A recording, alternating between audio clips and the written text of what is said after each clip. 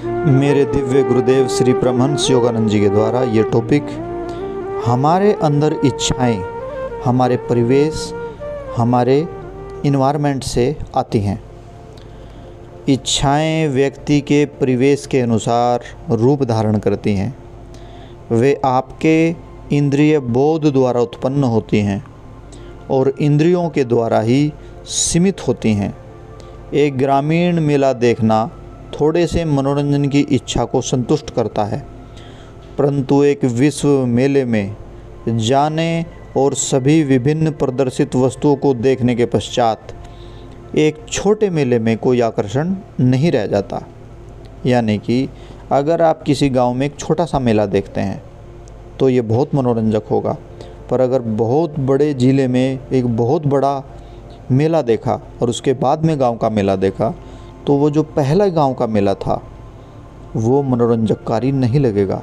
इससे स्पष्ट होता है कि तुच्छ सांसारिक सुखों के साथ तुलना करने के लिए अभी से ही ईश्वर के संपर्क करने का महत्व है। तब आपकी इच्छाएं अति उच्च और अधिक उन्नत प्रकृति की होंगी। ईश्वर के साथ एक होने की इच्छा सभी इच्छाओं में महानतम है। जब आपकी कोई छोटी इच्छा पूरी हो जाती है, आप शीघ्र दूसरी इच्छा को चुन लेते हैं, परंतु जब ईश्वर प्राप्ति हो जाती है तब अन्य सभी इच्छाएं पूर्ण रूप से तृप्त हो जाती हैं। सर्वप्रथम ईश्वर के साम्राज्य और उनके धर्म की खोज करो, तब अन्य सभी वस्तुएं तुम्हें मिल जाएंगी। तो क्यों न सर्वप्रथम इसी उच्चतम इच्छा को पूरा किया जाए, क्योंकि जब आप उन्हें जानने की आपकी प्रार्थना का वे उत्तर देते हैं तो वे अन्य सभी इच्छाएं अनंत तक तुरंत पूर्ण हो जाएंगी। संभवतः आप अनुभव करते हैं कि आपकी कोई इच्छा नहीं है, फिर भी प्राय मैंने यह देखा है कि जब लोग खरीदारी करने के लिए जाते हैं तो क्या होता है।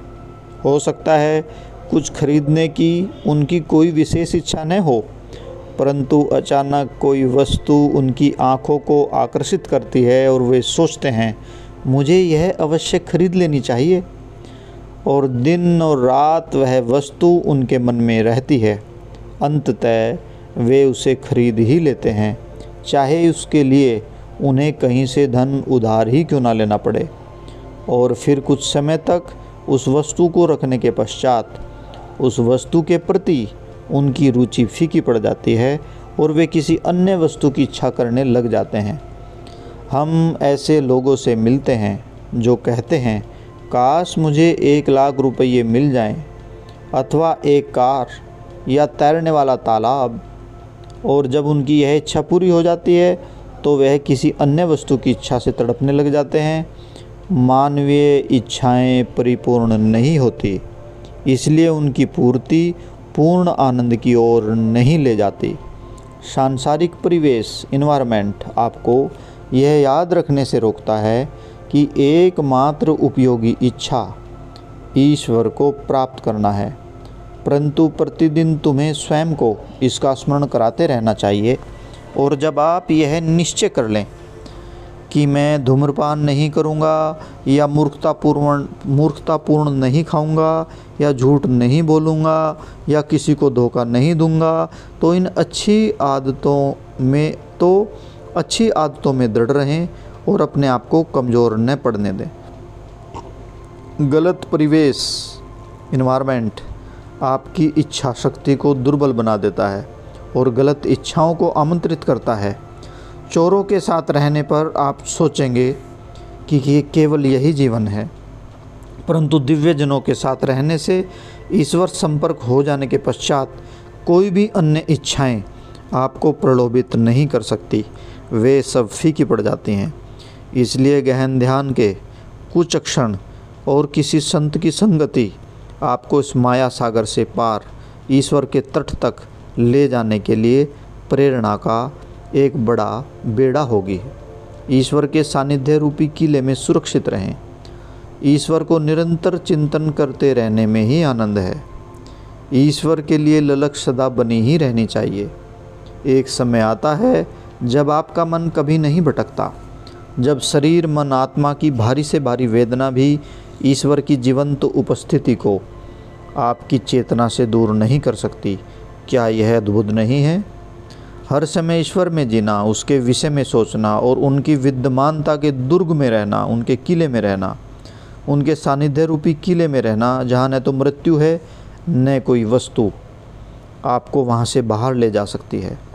अपने मन को मुझ में लगा, मेरा भक्त बन, निरंतर मेरी पूजा करते रहने के साथ, आदर के साथ बार बार मुझे प्रणाम कर। इस प्रकार अपनी आत्मा को मुझसे संयुक्त होकर, जो कि तेरा उच्चतम लक्ष्य है, तू मुझको ही प्राप्त करेगा। जैसे कुछ भक्त कहते हैं कि मैं बार बार प्रार्थना क्यों करूं, मैं बार बार ईश्वर से क्यों मांगूं। भगवान श्री कृष्ण कह रहे हैं कि बार बार मुझसे मांग। क्या मांग? मेरा सानिध्य मांग, मेरा मार्गदर्शन मांग, मुझे प्रणाम कर, मेरा चिंतन कर, मुझे बार बार याद कर। इससे तू मुझको ही प्राप्त करेगा। जब आप सभी इच्छाओं के विपरीत अडिग हैं तो आप शाश्वत परमात्मा की विद्यमानता का आनंद ले रहे हैं। यह जीवन विचित्र है और प्रत्येक वस्तु परिवर्तनशील है, इसलिए किसी को अपनी प्रसन्नता को इस जीवन पर आश्रित होने नहीं देना चाहिए। हमारा समय बीतता जाएगा। आप जो अभी देख रहे हैं एक दिन वह नहीं रहेगा। परिवर्तन अच्छा है। यदि आप इससे दुखी नहीं होते तो ये अच्छा है। जब यह आपको चोट पहुंचाता है तो जो आपको विद्रोह का अनुभव होता है वह आपको यह दिखाने के लिए है कि आपको कोई इच्छाएं ही नहीं रखनी चाहिए। जब आप परमात्मा का आश्रय लेते हैं तो आप आसक्ति, अट्रैक्शन के बिना प्रत्येक वस्तु का आनंद ले रहे होते हैं। इसलिए ईश्वर को जानने के लिए प्रयास करना लाभप्रद ही है, अन्यथा जीवन आपको भयानक रूप से भ्रमित कर सकता है। मैं सन 1935 में भारत वापस गया था। मैं उन स्थानों को देखने के लिए उत्सुक था जिनका बचपन में मैंने आनंद लिया था, परंतु वहां पहुंचने पर मैंने देखा कि सब कुछ बदल गया था। दृश्य बदल गया था। सबसे अधिक आश्चर्य मुझे तब हुआ जब मैं इच्छापुर, जो एक गांव है, का अपना पुराना घर देखने गया, जहां मैं खेला करता था, पक्षियों को निहारता था। मुझे बहुत धक्का लगा। केवल एक ही वृक्ष बचा था जो मुझे याद था। जीवन ऐसा ही है, एक के बाद एक, जिनसे हम परिचित हैं और जो हमारे प्रिय हैं, हमारी दृष्टि से ओझल हो जाते हैं मृत्यु के बाद। हमारा घर जैसा मेरे बचपन में था, उसे वैसा देखने के लिए मैं कुछ भी नहीं दे सकता था। फिर भी बाद में मैंने इसे एक मानस दर्शन में देख लिया। हम तालाब में तैरे, मैं सीढ़ियों से मकान के ऊपर गया, अपने बिस्तर पर लेटा, आम खाए, जैसा कि मैंने अनेक वर्ष पूर्व किया था। अब अपनी इच्छाओं को सावधानीपूर्वक परीक्षण करें, उनमें से छँटनी करके केवल अच्छी इच्छाओं को अपनाएं, परंतु उन सभी अच्छी इच्छाओं से सबसे महत्वपूर्ण इच्छा ईश्वर की प्राप्ति पर रोक न लगने दें। इसे किसी भी दशा में दबाएं नहीं। जब आप ईश्वर से अपनी सांसारिक इच्छाओं की पूर्ति के लिए मांग करते हैं और उनसे स्वयं उन्हीं की उपहार के रूप में कभी नहीं मांगते, तो आप बहुत बड़े मायाजाल में हैं। आप ईश्वर से उनको उनकी उपस्थिति के रूप में मांगें।